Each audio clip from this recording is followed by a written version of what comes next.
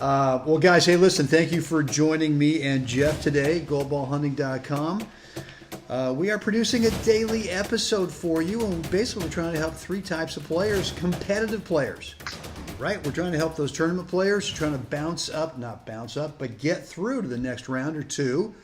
Kind of stuck somewhere. We're trying to help league players, whether you want to actually move up, get a new rating label, or just win more of the matches wherever you are right now. And then the third group is those competitive guys and gals who are playing Wednesday night doubles, kind of stinko, all three of you, or you play three sets, all that kind of stuff. And you want to be the man, want to be the woman every Wednesday night. And so not sure what number this is. I think this is like number 29 out of what something like that. Yeah, it's going to be a big number somewhere down the road in terms of episodes. But the way we're doing this, guys, to help you is not only sharing stories about what we've learned as players and also as tennis teachers and tennis coaches, but we also want to help you in a couple different ways. We actually want to give you a couple things. Number one is a private but free video, and what that video is about is how to build confidence. And really our theory about building confidence is reducing your current skill level range. And your current skill level range, let's be honest, one day you can play up here and the next day, boom, it's kind of down in here. Or you can play the great first set, right? You come out of the blocks, you're on fire, you're just smoking. And then the second set, you kind of start going, I wonder how that happened. And the next thing you know is the second set, you don't. Or even in sets, right? I mean, you might play a great first set, you're up a break, 4-2, 5-3 serving, and then you get a little tight and just kind of cough it up. And so we have created a free video for you. It is private, and it's going to help you reduce your skill level range. So every day you come out and you start to depend on your skill level range. It's not here. It's actually a very small skill level range. And that's when you build confidence in your game. The way to get that is go over to goldballhunting.com, put in your first name and your email address, and you'll get access to that video. The other thing we've got at the time of this recording is Jeff and I are offering a free, complimentary, no charge. Every time I do this, I try to come up with a new... Anyway. It's a gift. It's a 10-minute call. And if there's something in your game right now, one thing that you've not been able to figure out, whether you're a do-it-yourselfer or maybe you're working with a tennis pro and you guys are struggling with something, what we want to do is offer you a free 10-minute coaching call. Just the three of us, you, me, and Jeff, will get in the phone at your convenience, and we'll kind of figure that number one thing out. The way to get that call scheduled is to go over again to goldballhunting.com/call, C-A-L-L. That's goldballhunting.com/call, C-A-L-L. And you can schedule that call at your convenience. So, Jeffrey, I'm on the hot seat today, I believe. Yeah, why not? Where you're going to go ahead and make me you say so. And make me nervous about something. And I think today what we're actually doing is we're going towards our player survey, our Gold Ball Hunting player survey, and we're picking out a challenge. One of our guys has got a challenge, and I don't know what it is, so tee it up. Yep, this is direct from our listeners. So here we go. So this is from a 4.0 male. Who shall remain nameless, by the way. Nameless. Yes. Nameless. You know who you are. And the one thing that was written in the survey there was shot selection. How do I know what to do when in the middle of battle? You know, and this just transcends like everything, because it can be such a cluster in your head about what to do, when to do it, and you know, sometimes we're stubborn, and it's like, well, I read this and I'm supposed to do this, and so no matter what type of ball they're getting, they're trying to do the plan. Yeah. And so it can get messy because the ball itself isn't cooperating with the plan. What's up with that? The tennis ball does not cooperate. I don't get that part. And many times the opponent doesn't want to cooperate either with your plan. So, right. So, Brenny, I'm going to hand it off to you now. I teed it up for you. There you go. Yeah, no, that's a really good question. Dude. Well, I remember when I first started playing tournaments, I mean, I was absolutely just all over the map. In like a standard ball would get hit over to my forehand, and I would have this menu. And it was like one of those, 10-page menus where you'd need half an hour just in the restaurant trying to figure out. Right. Well, here's how do they have that much food in the bag? That's right. Right.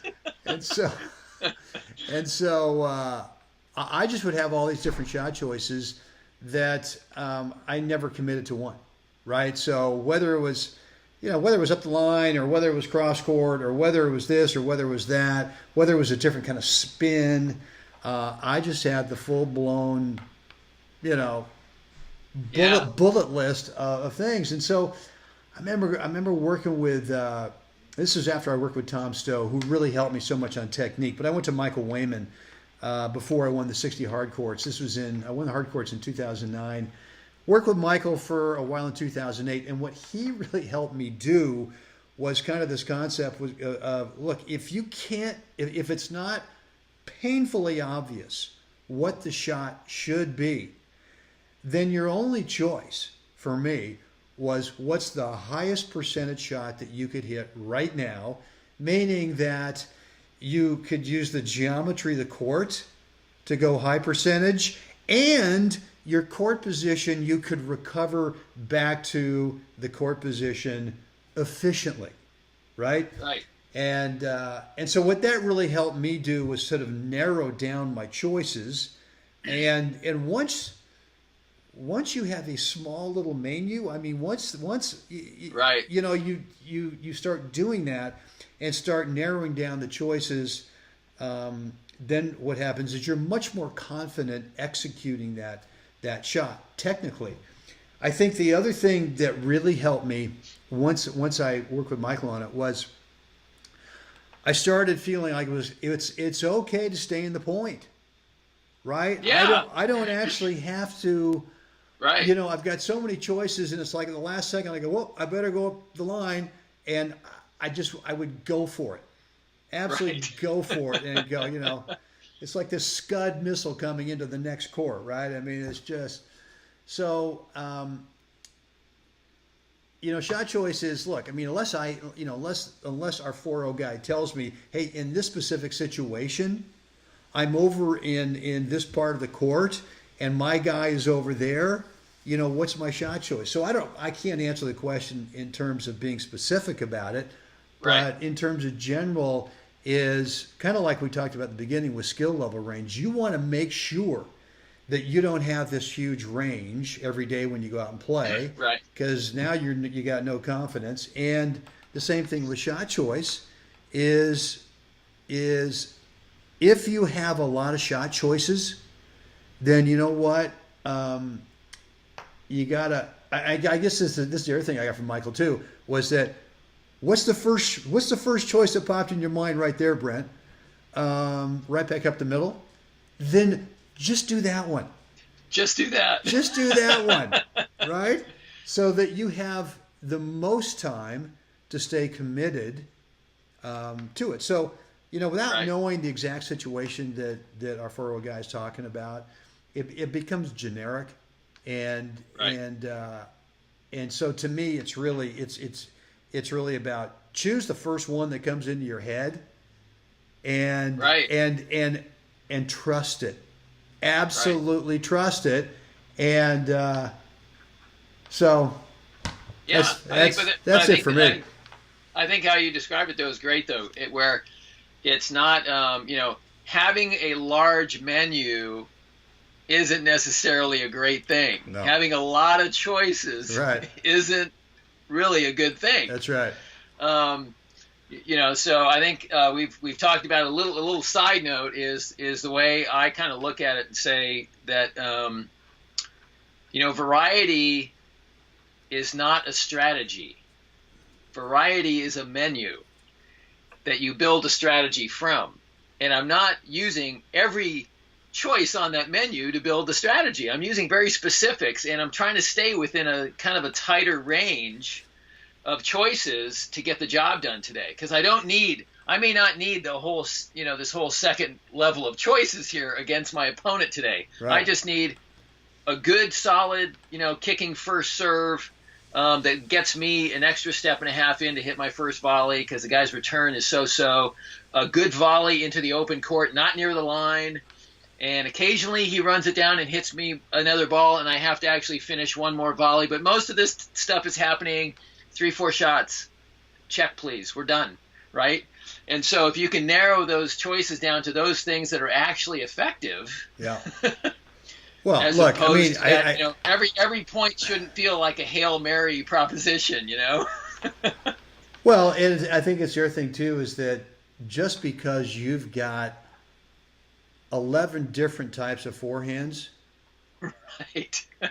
it doesn't mean that you absolutely have to use every one of those in that match.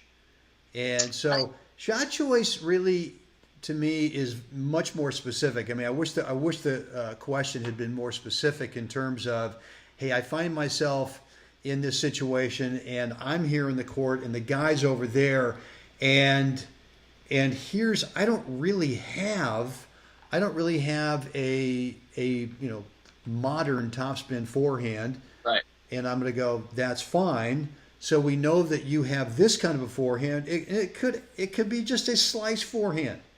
But if I know where you are in the court, if I know where the guy is on the court, and if I know what tool you realistically have, then Right. then I can help you with shot choice. So, anyway. Well, in general, I mean, my own backstory on that is, when I first started playing in juniors and in college, I could do anything with the ball.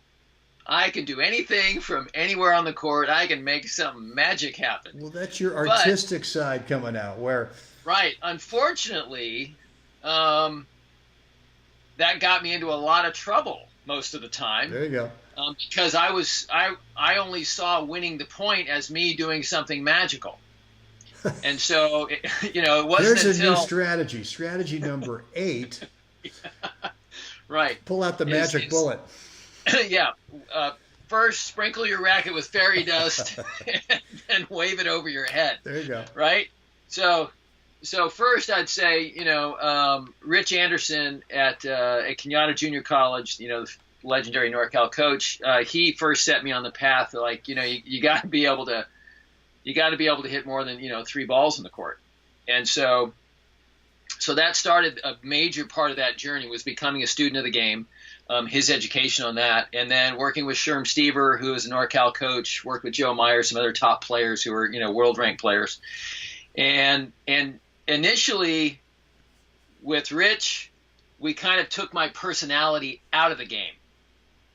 And can you hit 3 balls cross court there? Can you just do that, Jeff? Start shaking and trembling and going. Literally, it was like, I don't know if I can. Because my instinct said, don't do it a third time. Yeah. I got to go someplace else, right? Yeah, So Rich really helped narrow and focus my attention. And I can't thank him enough for that. And once I was able, and I really made huge strides in my game over those 2 years that I played for Rich. And then when I started working with Sherm, Sherm helped reintroduce my personality within that context so that I could start to express what was going on inside my head without being frivolous and careless with shot selection. Based on what's the smart shot right here? Yeah, what's the right shot, right? So I didn't want to quite go into that shameless plug, but shameless plug. I'll do it for you. What the heck?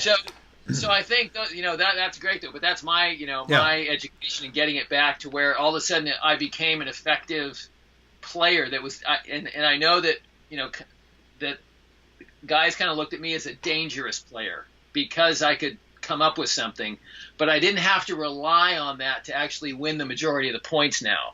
I knew how to construct points and build a point and build strategy and build a set to a win without, like I did, spreading fairy dust on everything and hoping it's all going to turn out okay. Right, yeah. Again, not a great strategy, the fairy dust strategy. Yeah. Well, listen, Jeff, great question. Thanks for bringing that up. And guys, what I would suggest is that if you're having any challenges or problems with shot choice, whether it's in singles or doubles, what I'd love to do again is offer that 10-minute free coaching call that three of us, you, me, and Jeff, can get on. You, me, and I? No, you, me, and Jeff. One of them. Anyway, and we'll kind of knock it around. And I would suggest if you can come to that call with one specific situation that you're just not sure what's the right shot, whether it's singles or whether it's doubles, then we want to help you kind of work through that. Again, the way to get onto that call, to schedule the call, go over to goldballhunting.com / I don't think it's backslash. It's one of the slashes. Call, CALL. Goldballhunting.com / call, CALL. And you can get that 10-minute free complimentary call scheduled with us. So, Jeffrey, I think we're going to wrap this up. Anything else we'd like the folks to do right now before we go? Love to have them like us and share us, subscribe to us, and let us know what you think down below. Outstanding. Great, guys. All right, guys, thanks for hanging out with us today. Time to get out there and help someone else have a spectacular day. Jeffrey, we're going to do this again tomorrow. Can't wait.